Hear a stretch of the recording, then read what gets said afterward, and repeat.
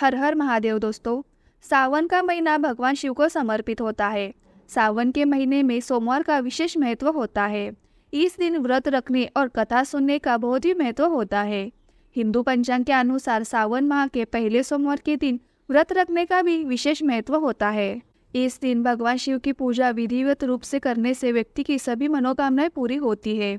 साथ ही विवाह में आ रही सभी समस्याओं से छुटकारा मिल सकता है। ऐसी मान्यता है कि सावन माह में अगर कुंवारी कन्या व्रत रखे और पूजा अर्चना करे तो उन्हें मनचाहा जीवन साथी मिलता है। साथ ही भगवान शिव के साथ माता पार्वती की कृपा भी प्राप्त होती है। अब ऐसे में अगर आप सावन में सोमवार के दिन व्रत रख रहे तो इस दिन व्रत कथा पढ़ने और सुनने का बेहद जरूरी होता है। तो आइए इस वीडियो के माध्यम से जान लेते हैं सावन सोमवार का महत्व और कथा। तो चलिए वीडियो को स्टार्ट करते हैं। नमस्ते दोस्तों, भक्ति ज्ञान विद श्वेता इस चैनल में आप सबका स्वागत है। दोस्तों, आप भी आध्यात्मिक और रहस्यमय बातों में रुचि रखते हैं तो हमारे चैनल को प्लीज सब्सक्राइब कीजिए। तो चलिए वीडियो को स्टार्ट करते हैं। पौराणिक मान्यताओं के अनुसार एक धनी व्यापारी था। वो भगवान शिव का बहुत ही बड़ा भक्त था। उसे धन दौलत की कोई कमी नहीं थी, लेकिन इतना सब होने के बावजूद वो बेहद ही दुखी था। ऐसा इसलिए क्योंकि उसकी कोई संतान नहीं थी। पुत्र की चाह के लिए वो दिन रात भगवान भोलेनाथ की आराधना करता था। साथ ही हर सोमवार को व्रत के साथ साथ विधि विधान से भगवान शिव जी की पूजा करता था। व्यापारी की भक्ति देखकर एक दिन माँ पार्वती ने भोलेनाथ से कहा कि ये धनी व्यापारी आपका सच्चा भक्त है, प्रभु आप उसकी मनोकामना पूरी कर दीजिए। तब शिव जी ने माता पार्वती से कहा कि इस धनी व्यापारी के साथ कोई पुत्र नहीं है, जिसके कारण ये हमेशा दुखी रहता है। तब माँ पार्वती ने कहा कि प्रभु आप इसे वरदान दे। इस पर महादेव ने कहा कि देवी पार्वती, धनी व्यापारी के भाग्य में पुत्र के योग नहीं है। ऐसे में अगर इसे पुत्र प्राप्ति का वरदान मिल गया तो वो केवल 12 साल की आयु तक ही जीवित रहेगा। ये सुनने के बाद माता पार्वती ने कहा कि आपको धनी व्यापारी को पुत्र का वरदान देना ही होगा, अन्यथा भक्त आपकी पूजा क्यों करेगा। माता के बार बार कहने से भगवान शिव ने धनी व्यापारी को पुत्र का वरदान दे दिया, लेकिन वो केवल 12 साल तक ही जीवित रहेगा।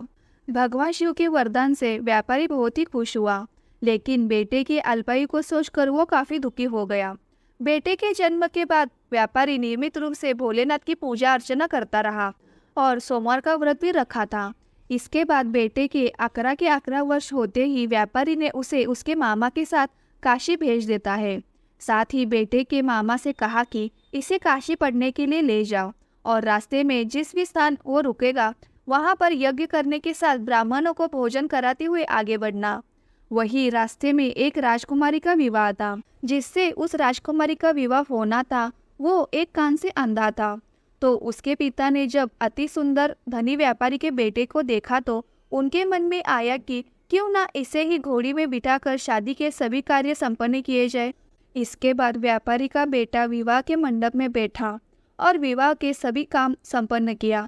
तो जाने से पहले उसने राजकुमारी की चुनरी पर लिखा कि तुम्हारा विवाह तो मेरे साथ हुआ है, लेकिन जिस राजकुमार के साथ भेजेंगे वो तो एक कान से आंधा है। इसके बाद वो अपने मामा के साथ काशी के लिए चला गया। उधर जब राजकुमारी ने अपनी चुनरी पर यह लिखा हुआ पाया तो उसने राजकुमार के साथ जाने से मना कर दिया। तो राजा ने भी अपनी पुत्री को बारात के साथ विदा नहीं किया। बारात वापस लौट गई। उधर मामा और भांजे काशी भी पहुंच गए। एक दिन काशी में यज्ञ के दौरान भांजा बहुत देर तक बाहर नहीं आया। तो मामा ने अंदर जाकर देखा तो भांजे के प्राण निकल चुके थे। मामा रोने लग गए। उसी समय वहां से भगवान शिव और माता पार्वती जा रहे थे। तो माता पार्वती ने शिव जी से पूछा कि प्रभु ये कौन रो रहा है।